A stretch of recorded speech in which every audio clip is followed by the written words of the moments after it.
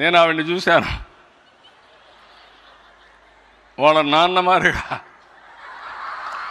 పట్టుదల ఉంది, మొండితనం కూడా ఉంది. చాలా ఏదైనా పట్టుకుంటే చాలా గట్టిగా చేస్తారు. నేను చూశాను ఆవిడని ఒక భార్యగా, తల్లిగా, గృహిణిగా, ట్రస్టీగా, హెరిటేజ్ ఎండీగా చాలా విజయాలు చూశాను. నేను గర్వపడుతున్నా. ఎందుకంటే ఒక్కొక్కరు ఒక్కొక్క పనికి పరిమితం అవుతాం. నేను ముఖ్యమంత్రికే పరిమితం అవుతాను, లేకపోతే అట్ బెస్ట్ పార్టీ అధ్యక్షుడిగా, మంచి పార్టీ అధ్యక్షుడిగా పనిచేస్తాను.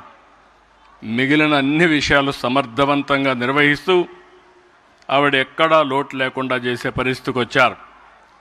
దాని పర్యవసానమే మీరు చూస్తే ఇటీవల లండన్లో 2 ప్రెస్టీజియస్ అవార్డ్స్ 2 వచ్చాయి. డిస్టింగ్విష్డ్ ఫెలోషిప్ 2025 అవార్డు, ప్రజాసేవ, సామాజిక ప్రభావ రంగాల్లో ఆమె చేస్తున్న కృషికి ఇన్స్టిట్యూట్ ఆఫ్ డైరెక్టర్స్ IOD ప్రదానం చేశారు. 2 హెరిటేజ్ ఫుడ్ సంస్థకు కార్పొరేట్ గవర్నెన్స్లో ఇచ్చిన golden peacock award for excellence in corporate governance 2025. ఈ 2 అవార్డులు కూడా, ఒకటి పర్సనల్గా, 2 vice chairperson MD Heritage Foods కింద 2 వచ్చాయి.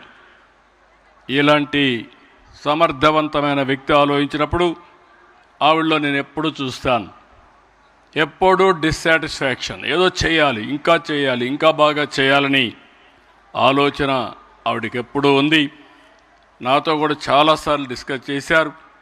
ఎడ్యుకేషన్ని ఒక వర్టికల్గా, దీన్ని లాజికల్గా తీసుకుపోవడానికి రాబోయే రోజుల్లో నాకు ఏమాత్రం అనుమానం లేదు. వన్ ఆఫ్ ది బెస్ట్ వర్టికల్గా, ఇన్స్టిట్యూట్ ఆఫ్ ఎక్సలెన్స్గా ఈ ఎడ్యుకేషన్ తయారు చేసే బాధ్యత భువనేశ్వర్ గారు తీసుకుంటారని చెప్పి కూడా నేను మీకు తెలియజేస్తున్నా.